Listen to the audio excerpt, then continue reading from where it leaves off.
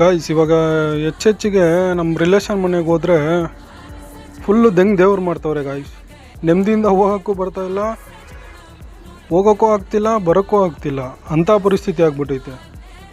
ಕೆಲ್ಸಕ್ಕೆ ಹೋದಪ್ಪ ಎಷ್ಟು ಕೊಡ್ತವ್ರೆ, ಎಲ್ಲಿ ಹೋಗ್ತಿದ್ಯಾ, ಎಲ್ಲಿಂದ ಬರ್ತಾಯಿದ್ಯಾ, ತಿಂಗ್ಳಿಗೆಷ್ಟು, ಮನೆಗೆ ಎಷ್ಟು ಕೊಡ್ತೀಯಾ, ನೀನೇನು ಮಾಡ್ತಾಯಿದ್ಯಾ, ಅದರಲ್ಲಿ ಮನೆ ರೇಷನ್ಗೆ ಎಷ್ಟು ಹೋಗುತ್ತೆ,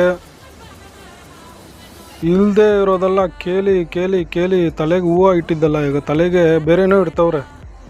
ಅದು ಹೇಳಿದರೆ ತಪ್ಪಾಗ್ಬಿಡುತ್ತೆ ಗೈಸ್. ಫಸ್ಟ್ ಆಫ್ ಆಲ್ ಇದೆಲ್ಲ ಯಾಕೆ ಕೇಳಬೇಕು, ಇದೇ ನನ್ನ ಪ್ರಶ್ನೆ. ಇದನ್ನೆಲ್ಲ ಯಾಕೆ ಕೇಳಬೇಕು? ಯಾರೋ ಎಷ್ಟೋ ದುಡ್ಕೊತಾರೆ, ಒಬ್ಬ 200 ರೂಪಾಯಿ ದುಡಿಬೋದು, ಒಬ್ಬ 1000 ರೂಪಾಯಿ ದುಡಿಬೋದು, ಒಬ್ಬ ತಿಂಗಳಿಗೆ 2 ಲಕ್ಷ ದುಡಿಬೋದು. ಇವ್ರಿಗೆ ಏನಾಗಬೇಕಾಯ್ತು? ಇದೇ ಕ್ವಶನ್ ನಾನು ಅವ್ರನ್ನ ವಾಪಸ್ ಕೇಳ್ಬಿಟ್ಟಿದ್ರೆ ಪರಿಸ್ಥಿತಿ ಏನಾಗಿರೋದು? ನೀವು ಎಷ್ಟು ದುಡಿತಾಯಿದ್ದೀರಾ, ನೀವೇನು ಮಾಡ್ತಾಯಿದ್ದೀರಾ, ಮಕ್ಳಿಗೆ ಏನು ಮಾಡ್ತಾಯಿದ್ದೀರಾ, ನೀವು ಮನೆಗೆ ಏನೇನೆಲ್ಲ ತಂದಾಕ್ತಾಯಿದ್ದೀರಾ, ಇದನ್ನೆಲ್ಲ ನಾನು ವಾಪಸ್ ಕೇಳ್ಬಿಟ್ರೆ ಕತೆ ಮುಗ್ದೋಯ್ತು ಅಲ್ಲಿಗಲ್ಲೇ.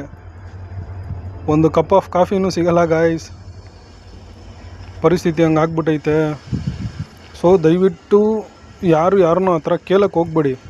ಅವ್ರ ತಾಕತ್ತವ್ದು ಏನೋ ಮಾಡ್ಕೊತವ್ರಲ್ಲ, ನಿಮ್ಮ ಹತ್ರ ಅವನೇನೋ ದುಡ್ಡುಗೋಸ್ಕರ ಬಂದನಾ, ಇಲ್ಲ ನಿಮ್ಮ ಹತ್ರ ಅವನೇನೋ ತಲೆ ತಿಂತವನ, ಅವಾಗ ಅವನ್ನ ಕುಂತ್ಕೊಂಡು ಕೇಳಿ, ಏನು ಮಾಡ್ತಾಯಿದ್ಯಾ, ಸಂಬಳ ಬರೋದನ್ನ, ಯಾಕೆ ನಿನಗಿಷ್ಟು ಪ್ರಾಬ್ಲಮ್ ಆಯಿತು, ಯಾಕೆ ನಿನಗಿಷ್ಟು ಸಂಬಳ ಸಾಕಾಗ್ತಿಲ್ವಾ, ಏನು ಅವಾಗ ಕೇಳಿ. ಅವ್ನ ಪಾಟಿಗಿದ್ದಾನೆ ಅಂದಮೇಲೆ ಅವ್ನ ಪಾಟಿಗೆ ಇರೋಕ್ಕೆ ಬಿಟ್ಬಿಡಿ.